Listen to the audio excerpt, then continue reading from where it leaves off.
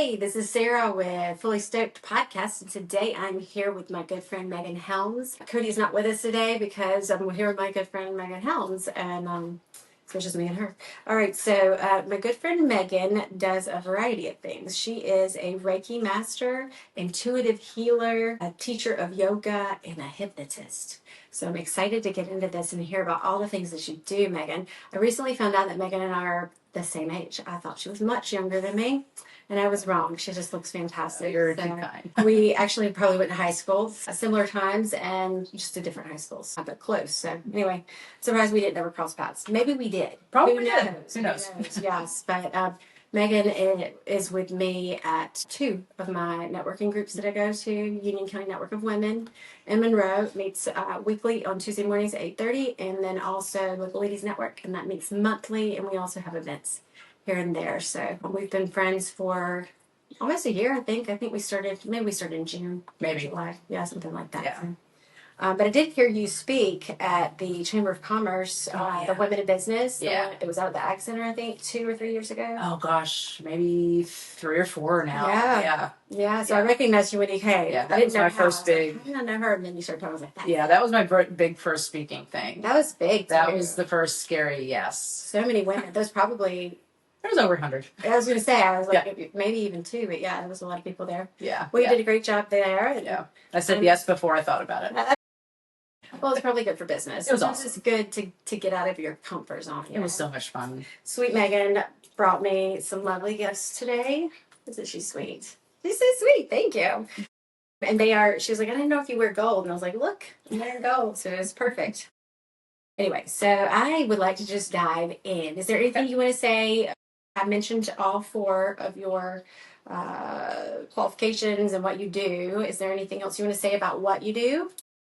Not right yet, I don't think. I think we're going to get to it. Yeah. Okay. We'll get to it all. All right, so tell me what led you to Reiki and yoga and trauma healing, and was there a spiritual awakening, or was there a life event or anything like that? How did you get into it? I think I always struggle with that question because I've heard a lot of people have a big epiphany or this big thing happened and, this, whatever their experience is, which is fine. I just didn't have that. Yeah. I was just like, here's what I do now. Like, of course this makes sense. I've been doing it my whole life. Yeah. And so a lot of things along the way just started clicking and making sense. An opportunity would come up to talk to somebody who was more in the metaphysical world. I've always been drawn to crystals, things like that. So it just started to make sense. Okay. To where it's like, oh, this is why I just know things. Oh. Okay. And this is why people talk to me and tell me their entire life story. And I just met them 5 minutes ago. Wow. Yeah. So you're very open. So it just basically, it's like an onion. It's just all the layers have been opening and just presenting itself. Okay. Yeah. Over time, you just lived your life like that. That's pretty cool. Yeah. Yeah. So do you think your journey was guided, or were you being led by a higher power, or do you think anything was orchestrating it, or is it, were you chosen? Like, how does that work in the metaphysical world? I think everything's guided. And it's always by, well, it's not necessarily always by a higher power, because sometimes, and maybe it is by, I think every day is different. Yeah. And everybody's belief system is different, but I feel like everything is guided. Okay. On some level, there was something. Yeah. Yeah. Because it's like, why did I do that? Why did I make that choice? And it's like, well, because I do too. Yeah, or like, of course, that was a great decision to go there or do the thing. So yeah, I think everything is absolutely guided, and we'll get there when we get there. Yeah. And we'll get there how we get there. And that's like the let them theory that we're reading right now in Union County Network of Women. It's like, it's going to be okay. We're just going to let them be who they want to be. And we'll just get there when we get there. Yeah. What did you say this morning on the thread? You said something. Oh, there's no VIP section for crappy behavior. Yeah. That's true. Just Yeah, it's and I'm loving that theory because in energy work and in what I do, it's what we do, but it's just diving in deeper and giving away a lot more examples that we've even known, didn't think about, or whatever. So every chapter that I'm reading is like, yep, and I have like my own thing to add on that because, sometimes you have to let them, because we've spent our whole lives letting it get to us or letting other people dictate us, and that's another rabbit hole to go down, but we've spent too long not just letting them. Right. Yeah. And then I think that just goes really well with just get there when you get there too, because just the hands off, I can't control them and I can't control this, so I'm just gonna get there when I get there and let them. It's a really good book. It is. It is. It is. We have some good conversations. Because every time you think you're in control and you got it, no. So are we gonna do? Are we gonna do the in person? I think you said you couldn't do it this week because the end of the month. What did we say? We were gonna try to. I didn't. I lost the string. I started doing other things. Oh, the recap. Yeah. Yeah. This month. Probably. Okay. Yeah. Because the end of this month is in 2 days. So So that's something cool that this community of women do. We build each other up. We're encouragers.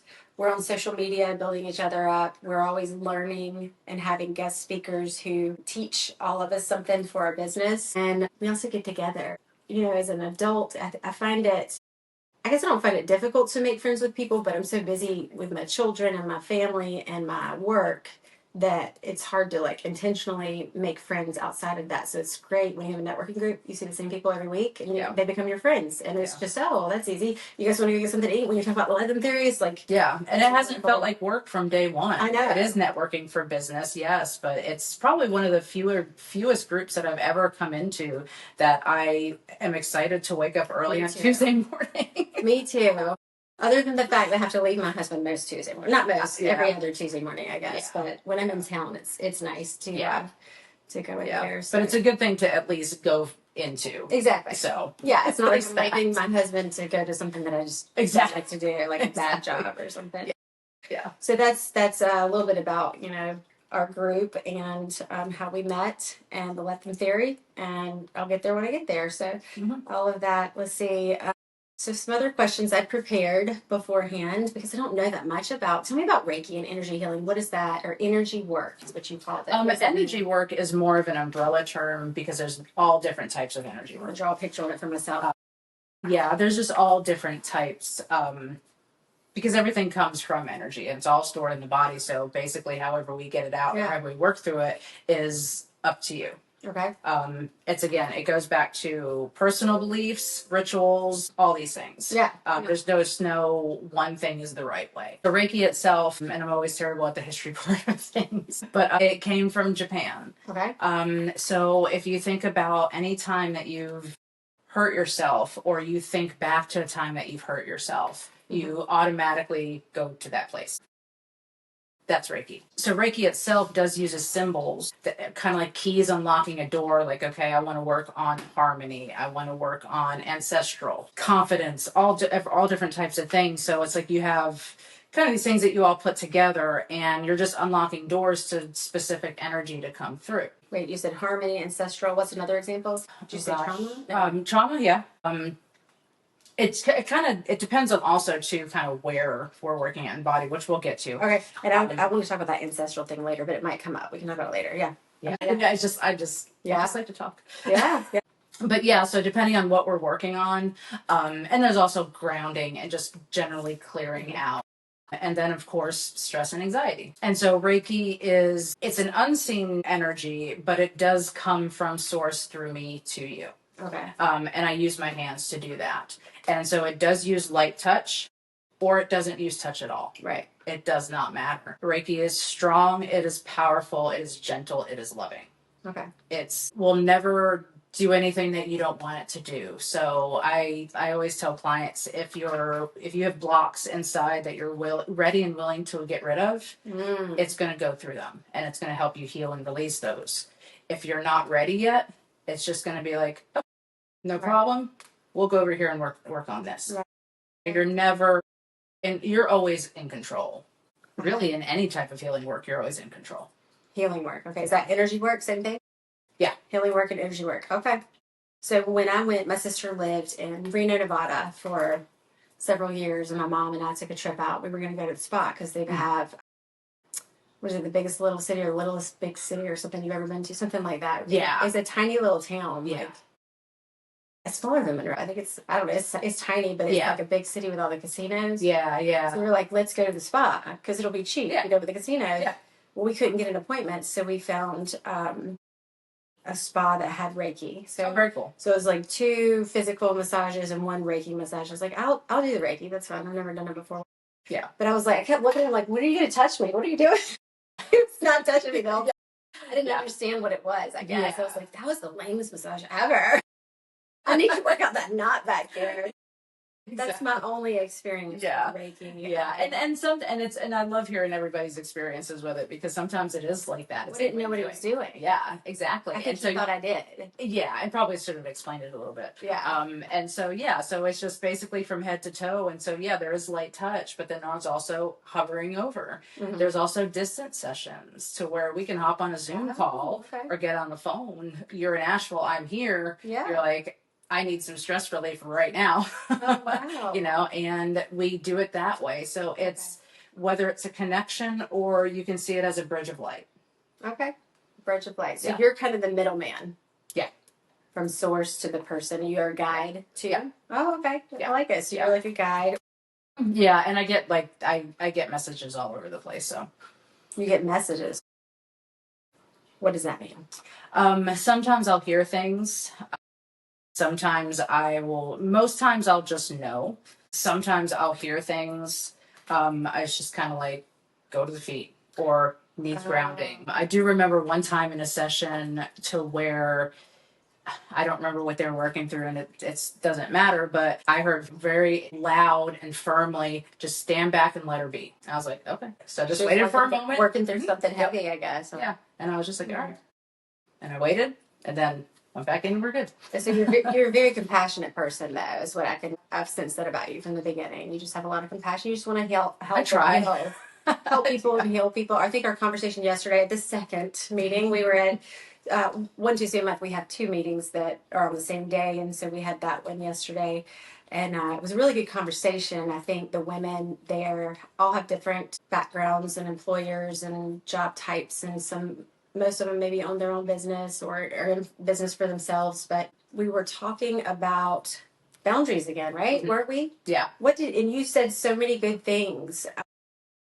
I texted you last night and I wanted to thank you for it, but I don't remember off the top of my head what the conversation was. But do you remember what we were talking about? It was like filling our schedule and like making time for us to be still and quiet and making time for rest, and then not letting, it's like Kim's grandchildren or something like that, right? Not letting our desire, do you remember, Ashley? Our desire, something to be with others or to serve them get in the way of just setting up boundaries, I guess. And gosh, I can't remember. Yeah, it was so wise there. Whatever you said. So good job. I believe it. Just remember, we've obviously digested. I know, and that's a big thing with me too, is because a lot of what I talk about, and especially like in sessions or in times like that, where I just channel information, so I don't remember. Oh, really? But I'll have people say, "Remember that time when you said the thing and it was great, or it came true?" And I was like, that sounds awesome. Well, tell me what that means. Channeling. Tell me what. It's just like, it's not my information to give sometimes. So when I am in a session with somebody, you receive the word or the message. Okay. Yes. Yeah. That's a great way to say it. I do receive the word and I just give what I get because it's not mine.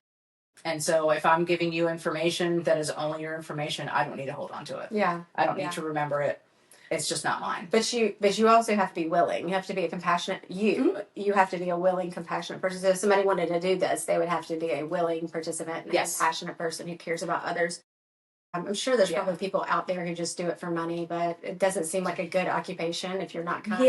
And it's because there's always those conversations about ego and money, and it's when it comes down to it, we need money. We have to. We do what we do for money, and we want to get paid our worth, which is what it comes down to, is we don't just want to be paid our worth. Would we do it for free? Absolutely. Can we? No. We can't. Right. But that's not the driving force behind it. Right. It's not like, I'll do this thing because I can make $100 an hour. Sure. No, I want to do this, and that's cool. Yeah. So and as the person that's on the other end too, is you do have to be willing to heal and let go, because you can hold on to that stuff as long as you want to, and there's nothing I can do about it. That's right. I shouldn't just give you what I got. So would you say your services, when you work with somebody, they could even be supplementary to someone who is doing some what is it called? You know what I'm talking about? The thing where they go back and forth and it's deep Hypnosis. work. Yeah, no. Oh, EMDR. EMDR or, Yeah. you know, deep work that they're doing with a therapist maybe over. So could you supplement or would you need to be the primary? It complements everything. It complements everything. And yes, that's perfect. Yeah. It complements everything that you're doing. There are other places in the world, and I can't remember where now, that they will make you do it for like every day for 30 days. If you're going through something, they'll have you go see a Reiki practitioner for every single day. It's energy, so it's not going to hurt anything. Right. But what it does is, because it does target stress reduction and relaxation, whatever you're doing is going to work together. So if you're on medication, there has been people that have been lower doses or got themselves off of it. Yeah.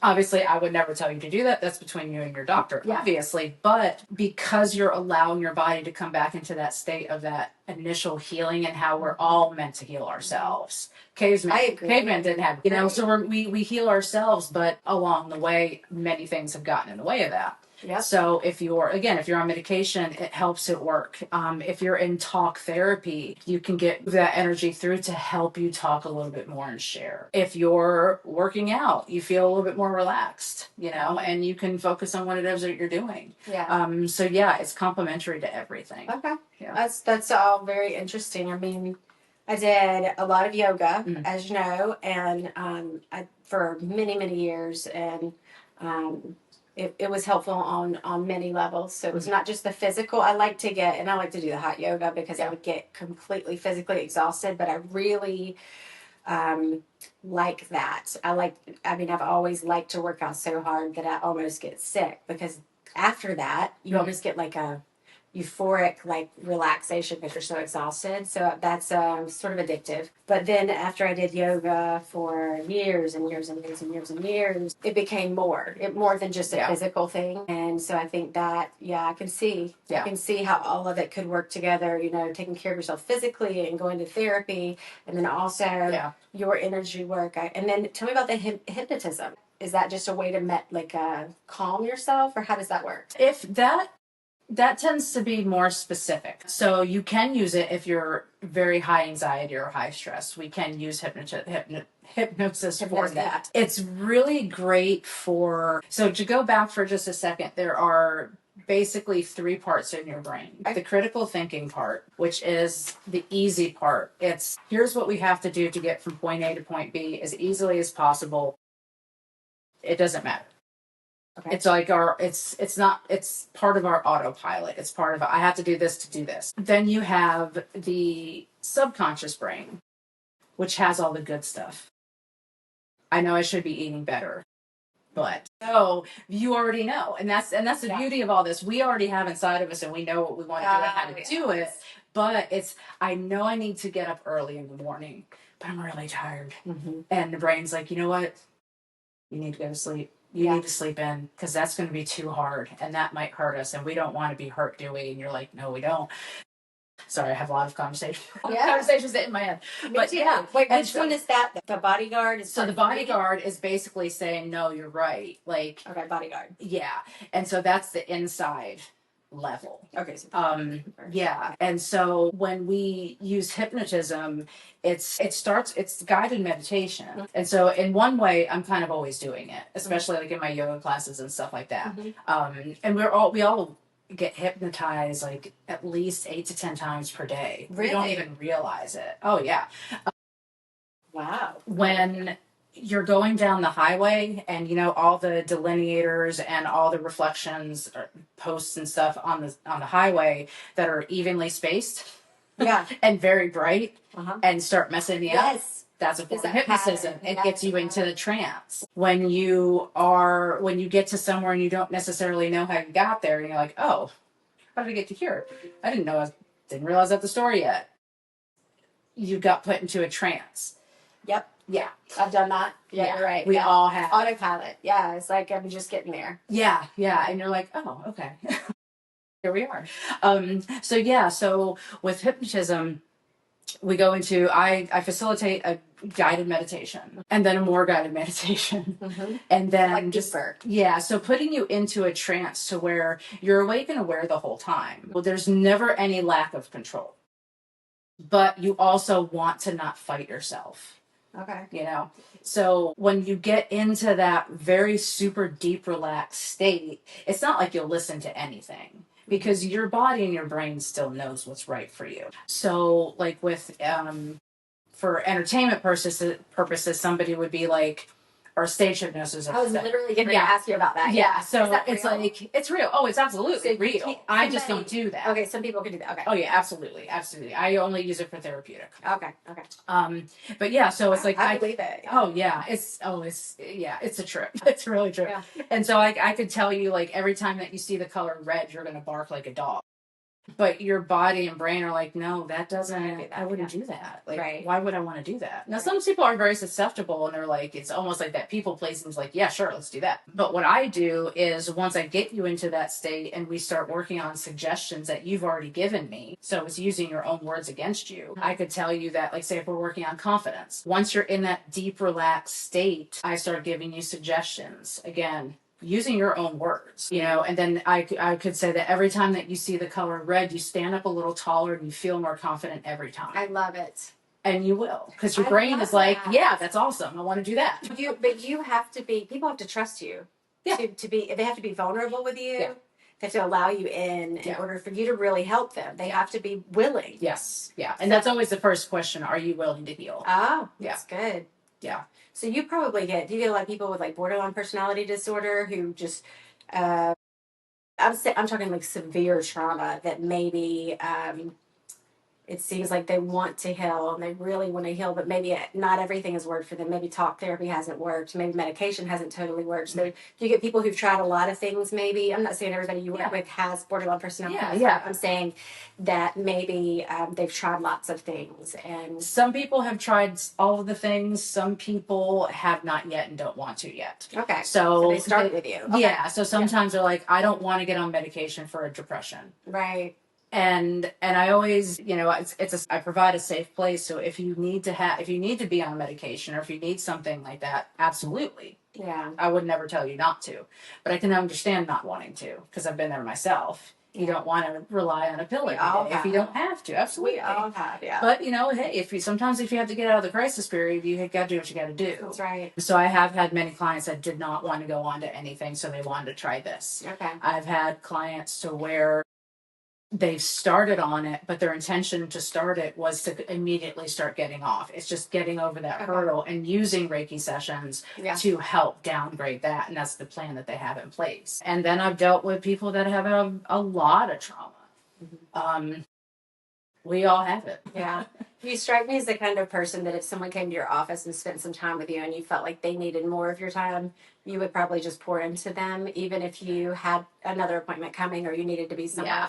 Yeah, it seems like maybe, I've gotten myself in trouble with that before, so I do have to watch I'm sure it's hard, though, if you see a person in need and you are an empathic person who loves others and just wants to help, to give consistent boundaries. I mean, I think I'm learning in my adulthood to give friends boundaries really well. Yeah. I think we walked through something recently where I had to give a friend a boundary, and it was hard, but I did it. And then, like, family members' boundaries, a little bit harder. We talked about that on the Facebook group earlier today. Yeah. That is much harder because they're your family. You love them, but, you know. Yeah. And then even with that, I mean, it's still, like, again, there's no VIP section. Yeah. And so what if that person wasn't your family? They'd be out. Why do they get a free pass? I don't know. You know, some days I wake up and I'm just, we're going to do a therapy session, just kidding. But I just wake up and I just miss certain people. I just miss them. Yeah. Even though I'm fully aware of who and what and when and how and everything, I still miss. And that's grieving. It is. I'm cognitively, consciously, intellectually aware of all the pieces, but I still... And then I grieve. I guess it comes in waves. Oh, yeah. Grieving, that's a whole number of conversations. You do energy work with grieving? Oh, a lot. Yeah. That, you tend to gravitate to what you know. Yeah. And so a lot of grief, my entire life. Tell me about that when you want to. I know I'm off the rails. I have a list of excellent questions, but this is such a riveting conversation. If you want to go back, we can. But I feel this organic way of talking. We is knew what working. happened. It's working. Yeah. You already started the ones that you really My want. daughter's here. So you just mentioned grieving, and you said that you tend to gravitate toward what you know. Is that what, is that way you put it? Yeah. So I am curious because I think one time it came up. I don't know what you're going to tell me, but I just want to know about your life. You said you've had a lot of grief in your life. I am grieving right now. I'm going through some grief stuff right now. So tell me about yours and whatever you feel comfortable sharing. Yeah. I mean, I'll spare all the details. Right? It does qualify you. People, they know you've been through something. They're like, hey, I might want to go to her. Yeah. And I love that what is it? People would say like, oh, I know how, like, I know how you feel. It's like, no, you don't. Yeah. And that's okay because I feel my way, you feel your way. I understand and I'll sit with you in it, but I don't know how you feel. And maybe some people get, relieved. There's a lot of different layers with grief too, to where there is sometimes a relief and relief with grief. Sometimes, yeah, like so, especially if you're caring for somebody who's ill. I see. And it's like you have that anticipatory grief where it's coming. Yeah. And then when they go, it's absolutely sad, but you're like they're not suffering anymore. So sometimes there is that relief, and then of course there's a guilt with it because why would I be happy? And it's like no, you're not. Oh yeah, that's right. Yeah, you're not happy about it. But yeah, no. And so grief is just a very interesting journey with that because like you said, it's all over the place. It is a roller coaster. And I experienced my first death and everything that comes along now at 5. And then it was actually given one time this I don't want to say activity, but project or something to journal about 30 situations or experiences in my life that were big to me and how I felt about them. So I'm going through and I'm like, that was that. Grandma died when I was 5. My mom had to basically overnight drop us with the babysitter, go to Ohio because we were in New Jersey. And so there's a confusion there and all those things. And then learning later on everything that kind of came out of that. And that's what this practice helped with. But I'm looking at all these different things and I'm like, oh, that's depressing. There's a lot of death. There's a lot of loss. Oh, yeah. And so I had to take a break from it for a minute. Yeah, exactly. Because like everything was flagged by something. Mm-hmm. And it was just as interesting as I started coming into the group work, being able to look back and be able to look at things to say, okay, when I was 5, as weird, as silly as it does sound, it was right before Halloween. And everybody that year was dressing up as a witch. And I wanted to be a witch and I got to be like everybody else. I was happy about that. But because she had passed so quickly and everything had to happen so quickly, my hat got left at the apartment. So I went to school, and I was the only witch without a hat. Oh. And that was sad. And it's like one of those things where, I can laugh about it now, but I was able to then look back at that and say, okay, well, what showed me that? Because everything that happens gives us a story. What showed me is that at that time, maybe my needs weren't always going to be met. But no, of course, this is very early ages at that time. Nobody had the bandwidth to think about anything like that. So you don't think about that. You get caught up in your own grief. Right. And then everything after that was just now I'm able to look back and know that was normal for feeling that way. Yeah. I never got out of the 4th stage. Because what is the 4th stage? I don't even know because I don't believe it. I personally do not believe in the 5 stages of grief. In the sense that you go through these stages. So yes, you do go through these stages, but sometimes you go through 1 and then 3 and you go to 2, you skip to 5, you go back and you hang out in 2 for a while. Right. And maybe you stay in 2 for a while and then maybe you're okay. Like it's always with you, but it's always jumping around. And so it's that old thinking of, okay, well, I need to get out of stage 1 so I can get to stage 2. why am I still in stage 2? I've got to get to stage 3 so I can Right. You're just No, and Yeah. like when my husband left me, I remember I did know every stage. And I was like, when am I going to get to that stage? Yeah, exactly. What do I have to do? Right. But I just probably needed to sit Yeah. in it with someone. Just Absolutely sit in it. And it's not fun and it's not lovely and it hurts and it's uncomfortable and it's the greatest thing you can do for yourself. Yeah. Because I think I heard one time that the lifespan of an emotion is 90 seconds. We make it go for 5 minutes, right. 5 years, 10 years. If you just let yourself sit with that and go through, it's done. Feel your feelings is what some feel your therapists feelings. have said. Yeah. Absolutely feel your feelings. Because it's like if you think about like a drain and it gets clogged up, you don't just leave it there and just let the water drip through. You clear it out. And water comes through. Is it going to get clogged up again? Probably. You unclog it. So when we block ourselves off to that feeling, we're blocking ourselves off to everything. And then we become numb to it and we're just like, it's just a thing. It's like, well, it is such a thing. But again, it's if you're not willing to let it go and if you want to let it all stockpile in you, it's like, okay. That's a blockage. You were saying when I was saying that. Yeah. Okay. Yeah, it's absolutely a blockage because again, we don't want to hurt. Yeah. No one wants to hurt. Right. Obviously, it doesn't feel good. But if we block that hurt, we block the good. Yeah. Yeah. Get on the other side of it. Yeah. So what is the grounding? Is that you can talk about your grieving as much as you want. I'm not trying to change the subject, but I don't want to pry too much. So it's up to you. But I do want to hear about grounding also. So tell me one or the other, wherever you want to go. Grounding is really just that. It's connection. It's connection to the earth. It's connection to who you believe you're connected to. If you feel scattered, I know a lot of people say like, oh, I'm just so clumsy. I can never find my car keys. I can't do this and all this stuff. It's like, no, you're just not grounded. I remember one time saying like, okay, well, I have 2 drawers and the same things are in each drawer. Why do I keep going to the wrong drawer? It's been like this for 5 years. Mm-hmm. It's because you're just out of your body. Maybe you're rushing around. Maybe sometimes it is when you're not trying to feel the things. Chaos for me. Yeah. And it happens. We're human. And so it's another important thing to remember. You're human and it's okay. But yeah, so when you're outside of your body, you're outside of your mind, you're thinking about that, you're thinking about all these other things, you're not grounded in yourself. And so you really need to come back into yourself. Anything that's wood, you can just put your hands on the wooden table. Yeah. You can go outside barefoot. Feel the dirt. You can hug a tree if you want to. Like literally hug the tree. Right. Yeah. Breathing is huge. Is like being present in yourself. What did you say breathing is? Breathing. Super deep breaths. Because your brain can only do one thing at a time. I've heard all these things in a different sort of way before. So I'm jiving with everything you're saying. It makes sense and you just bring it together in such a beautiful way. Thank you.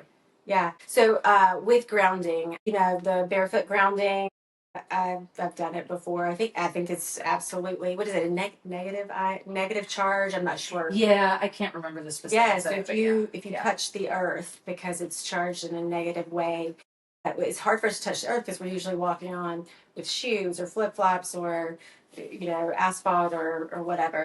But what are those connected to? The ground, so it's better than nothing. But absolutely, I do find that walking around barefoot is a thing. I know it's what a lot of hippies have done, but it's also very valuable. It absolutely is very valuable. And if all you have is concrete, that concrete is on something. It's better. That's on dirt. Yeah. It's on the earth. Yeah. So you're still doing that same thing with what you have. And that's what all we got to do is we just want to do the best with what we have. Some say that trauma is not just stored in the body, but also in the soul. And I've recently, and I'm going to ask you a question. It's going to be a very specific question because I am really, truly interested in that. And I think people probably value, instead of just generic questions, like thoughts. So yesterday when we were at the local ladies thing, I was like, I know probably a lot of you sitting here probably don't like affirmations, but I just caution you to maybe consider it, because an affirmation is nothing more than just saying something positive about yourself. Yeah.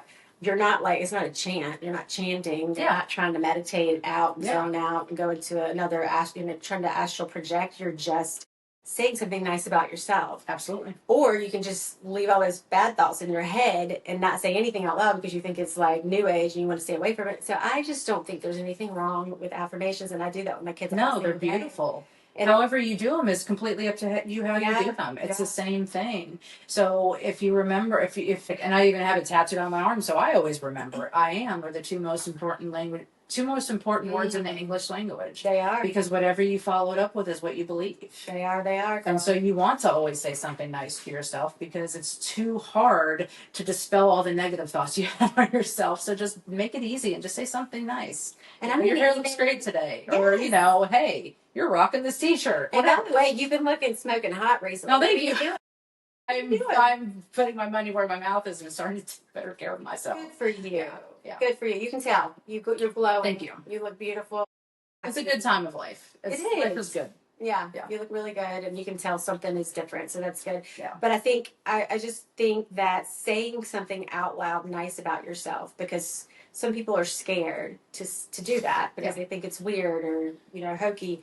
But what I mean is, if I don't say it out loud, I might think the other thoughts in the other direction, like, gosh, I don't deserve that, or I'm not good at that. And then it festers and it gets stuck here. Yeah. Because you're not expressing. So I just fake it till I make it. Sometimes I'm like, I'm going to go in here and kill it. I'm going to do such a great job. That's all mindset training. Yeah.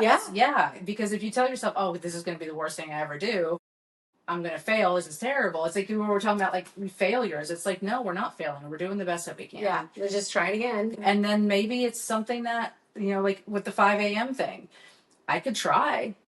It's not going to work. But with that,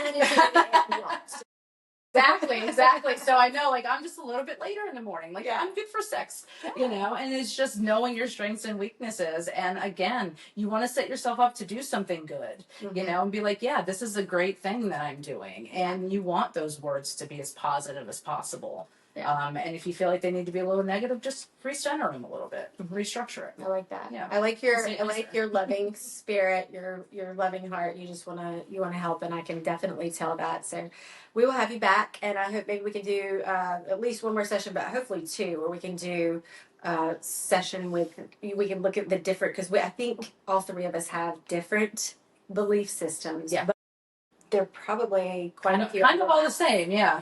So I'd like to do that sometime. That one may have to be a little more planned out. So anyway, do you have anything you want to say before we go? Thank you for inviting me on. I know, this was fun. Yeah, absolutely. I love this. I love it. It's always a good time. It's a great friend. I'm so glad that you came, and I can't wait to do this more and more and more. And